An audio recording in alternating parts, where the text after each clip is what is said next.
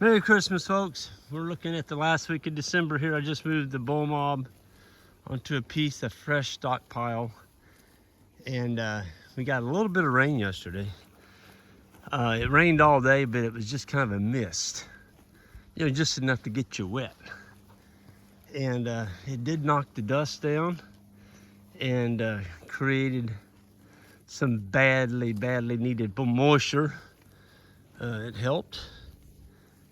And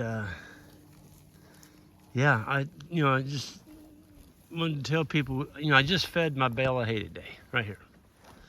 There's my hay. That's my hay bale I just fed this morning. Okay. It was grown by sunlight. The leaves captured the energy from the sun. It's still sitting out there on the plant. I didn't mow it, rake it, bale it, haul it in, haul it back out, unroll it, nothing. The bulls are so happy to be grazing it right where it was grown at. And I've already watched a couple of them poop out there, and a couple of them peed. And so, they're putting the fertility right back where you might say the hay bale was grown. Folks, I'm being straight honest here. Animals can harvest their own forage. They did it for thousands of years. There are some things you need to know, though. One is, if you're in the deep south and you don't have any fescue and you're trying to do it on stockpile Bermuda grass, you may have to supplement those cattle with a protein tub or something, because there's not much energy in that grass. Not much protein either.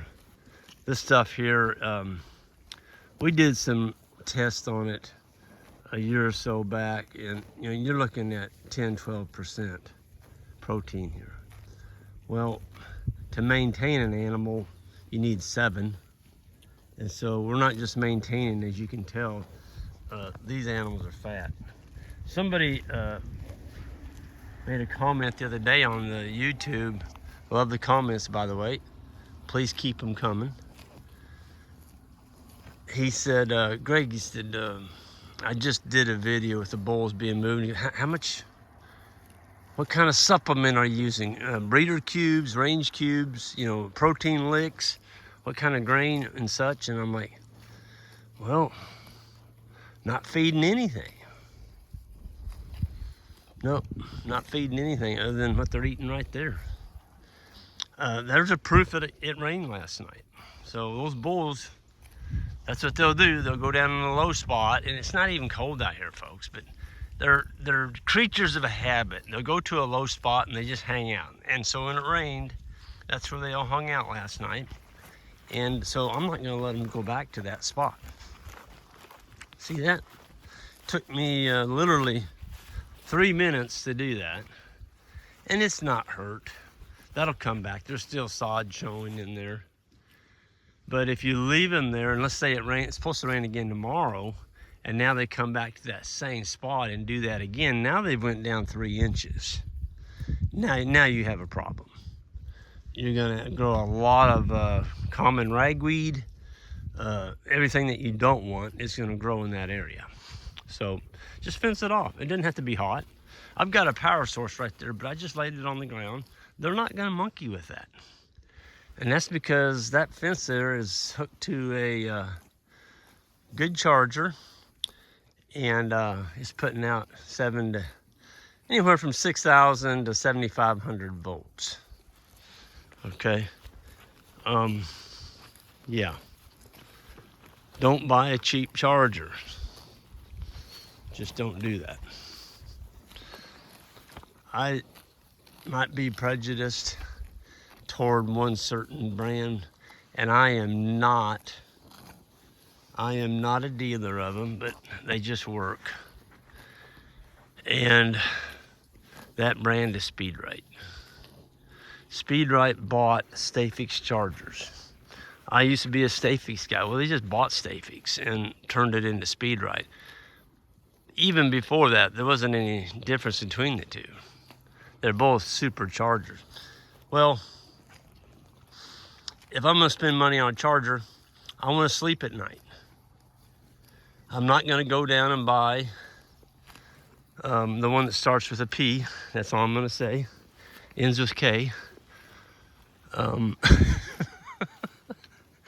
Y'all know which one I'm talking about, or some of y'all may know. Not gonna do it.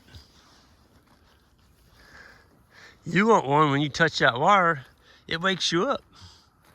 And those bulls do not want to mess with that wire.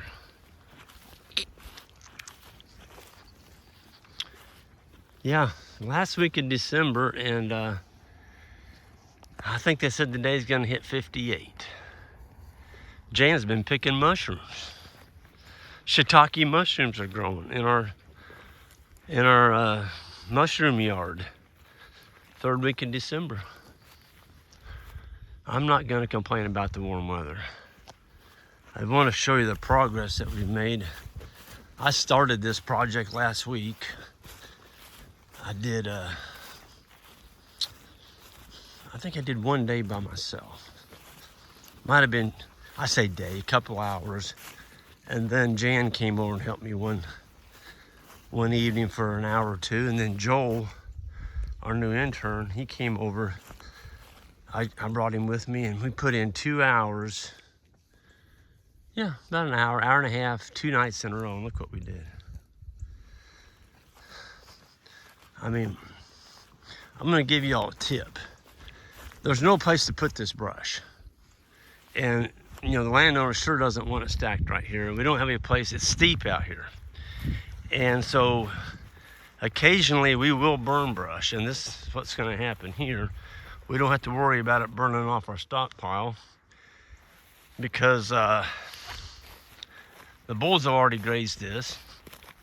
The other thing, and you know, Joel, our new intern, he's a sharp fella. And I'm constantly surprised by how sharp he is. He hasn't been here a week, or 2 weeks, I guess 2 weeks. This just finished 2 weeks. But he's a sharp young fella. He was out here, and the first time we were cutting, he goes, "Look, Gray, you can tell right where the autumn olives and the cedars were, there's no grass." And they call this a filter strip. You got to have a filter strip around your pond if you do, some of these practices that you can get through. And this is not to beat up on the projects they have or the programs you can get into, because there are some really good ones through the NRCS that you can get, and I highly recommend.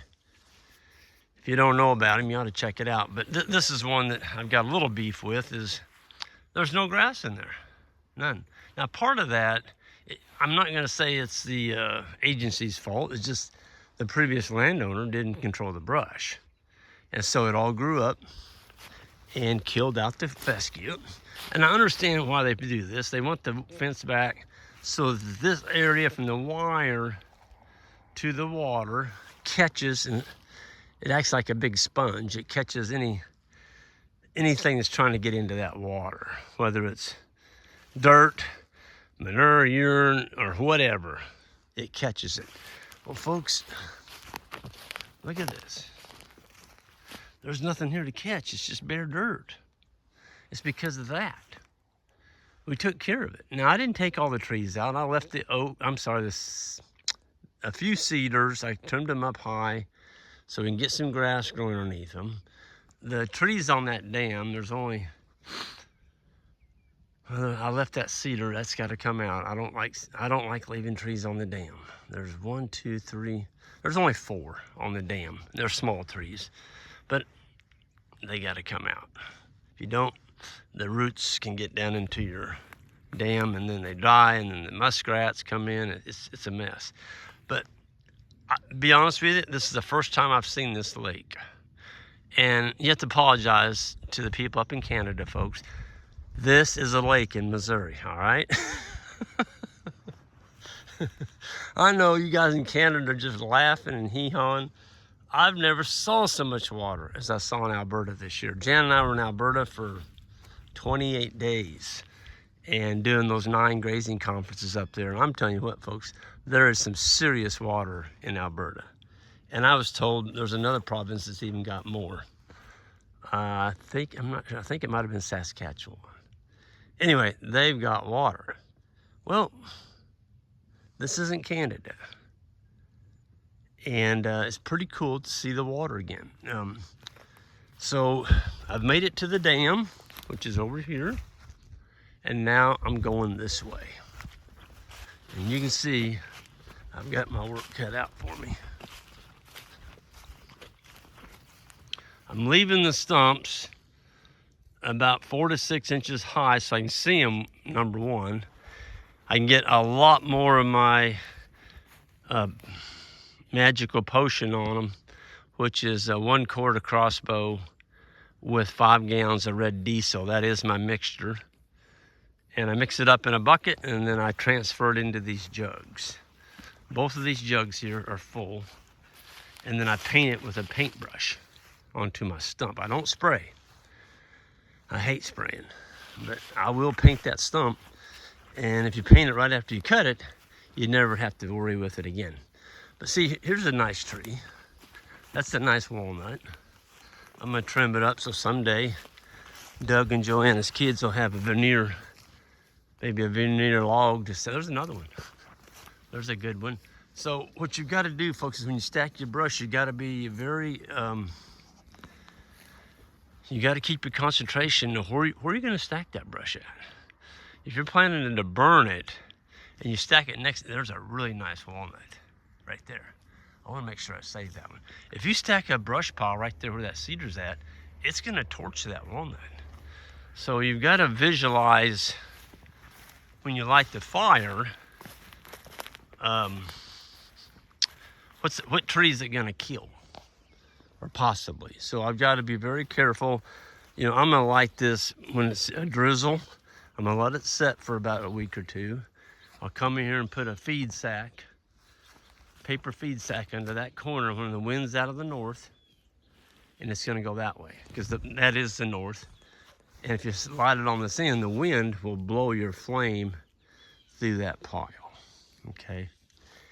And you could go get a chipper and you could chip all that. And it's going to take you to do those 3 piles, probably a better part of a day.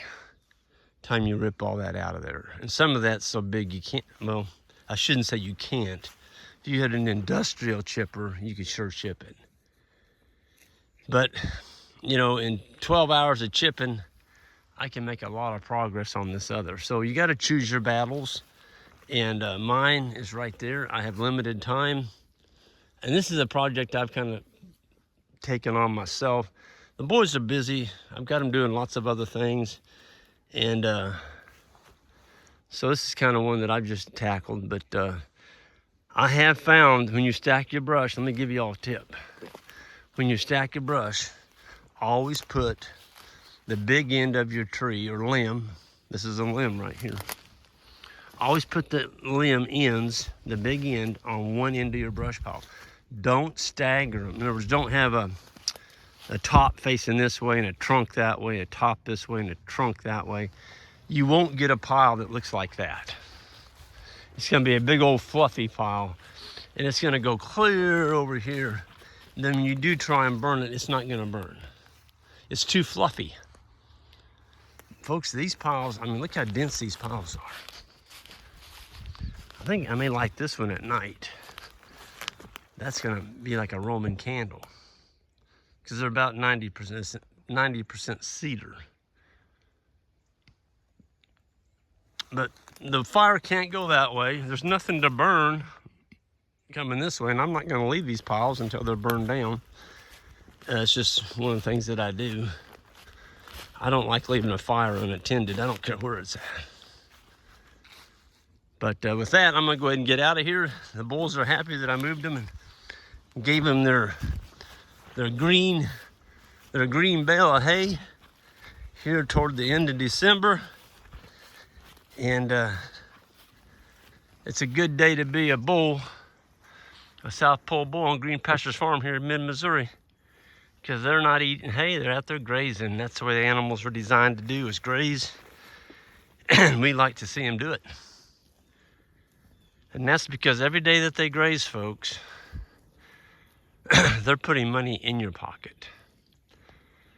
When you got to bring a bale out there and unroll it because they've run out of feed, forage, that's costing you money. You've got to open that thing up, okay? And you see them dollar bills going out into that cow herd. Here they're coming the other way. They're coming into my pocket. You can see those bales. They're lined up there on the top of that hill. Haven't fed on one of them. And if it stays like this all winter, probably won't feed too many. But you know, this is Missouri. It could change next week. We could have 2 foot of snow, 40 below zero. I've seen it, I've lived it, and I'm not going to get caught unprepared ever again. I've been caught about 3 times in my life where we didn't have forage, the hay where we needed it. We didn't have any way hardly to get it there. And it was nothing but disastrous work to keep the animals alive. I remember 2 interns, and if they're listening to this, they'll remember that event. It was Jonathan and Nils. And it must have been January, February. And we woke up and we had like a 24-inch snow overnight. And the only hay that we could move, I didn't have a tractor in those days. The only hay we could move was in a barn. I had 700 square bales. And one little problem. It was close to 1/3 of a mile from the gravel road, back in a field, in a barn. And there was drifts 3 foot tall, all the way back. And this is where it separates the men from the boys, okay? We took scoop shovels, snow shovels, and we dug a path just for one track of the wheel and another for the other track of the wheel. So it was about 6 foot apart, and we dug those drifts all the way to that barn. And then I backed up in that 4-wheel drive truck and I hit that about 30 miles an hour. And the snow was a-flying. It came up over the grill, came up over the hood, but I didn't let off. And that truck had enough speed and horsepower. We made it to that barn. And that's what kept us going for about 7 days. We would fill that truck up with square bales and we'd drive out of here in the field, and then boys would get on the back with their pocket knives and just start cutting strings as I drove through the snow and kicking flakes off. Folks, that all happened because I wasn't prepared. I'd have given $10,000 to have something like that. The bale's already where they needed to be. Well, all you got to do is hook onto them and always put them on top of a hill. Put them on top of a hill where you can roll them down the hill. Okay? With that bale unroller that we sell on our website. But I think being prepared is a good thing. And once you get caught in a snowstorm, ice storm, you make a promise to yourself that you'll never do that again. And yeah. So people say, well, why you got that hay up there? I'll tell you why I got it up there. It's insurance. It's the same reason you got insurance on your house. If it burns down, you don't plan for your house to burn down. If that fellow up there doesn't have insurance on that beautiful home he's got right there, and it burns down, and he doesn't have insurance, he's done. It's the same way with having a little bit of hay. It's insurance. Keep a little bit of it around. It might save you, and it definitely save the life of your animals, and it might save your farm. Because dead animals sell for nothing. Yeah, and that's just not being a very good livestock manager. So look at the stockpile we're leaving behind, folks. I mean, look at this. This is what we was on yesterday. There's still green clover down in there. Look at that. Yeah. We're going to be able to come back around to this farm again this winter and get another grazing off of this. We may need to unroll half a bale or something to them, but they're gonna get a good grazing out of this because it's still green. Even after they've grazed it, it's still green. I love Kentucky 31 fescue. Everybody curses it and hates it, but there's more money to be made with that grass than any other grass there is in the Midwest, as far as I'm concerned, especially in the wintertime. It has its issues, but we've learned to manage around those issues. And how do you manage around it? You keep diversity in your pastures. You don't let the animals eat the fescue off to the ground. If you let them eat it off to the ground, they're going to ingest a lot more of the toxin, which is the endophyte. The toxin lives right down in here. It's the highest level, that first 1.5 inches right there. If you make animals eat that, you can expect to have some issues. Being their tails slough off, the tail switch will slough off, they'll start limping. Some cows don't breed back, rough hair coat, you name it. Those are all signs of fescue toxicosis. But here's another one. Keep some clover in there. They've already proven that clover helps offset the toxicity effects of the endophyte. So at the end of the day, folks, it comes back to management. And I just want to make a plug. Don't go to the website. You can't sign up yet, but we got Ian coming back. Ian Mitchell-Ennis, the South African rancher that got this whole thing turned around in our mind. And there's nobody else on the face of the earth that I owe more to than Ian Mitchell-Ennis. Period. Nobody. And that's because he challenged me. He thought enough of me to make me feel uncomfortable. And he challenged me. And he questioned me, everything that I was doing. And thanks to Ian, I'm out here moving cows this morning on grass. And Ian, if you're listening to this in South Africa, be safe, my friend, and we'll be seeing you in May, you and Pam, and it's going to be a great school. We're going to be posting that in January.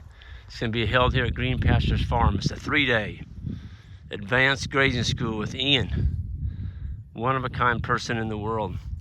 And I'm sure it's going to be one of those times in your life when you meet Ian, you're going to go, wow, I've never met anybody like that. It's just that kind of deal. So anyway, I'm going to get out of here. Everyone have a good one. Hit that subscribe button all out and check out our bulls. We've got some bulls that other people have bought from us, and they've used them enough that they want to sell and bring in a new one, and they've kept the daughters out of them. There are some really nice bulls on our website, greenpasturesfarm.net. Have a good one, folks, and Merry Christmas and a happy holidays to everyone out there.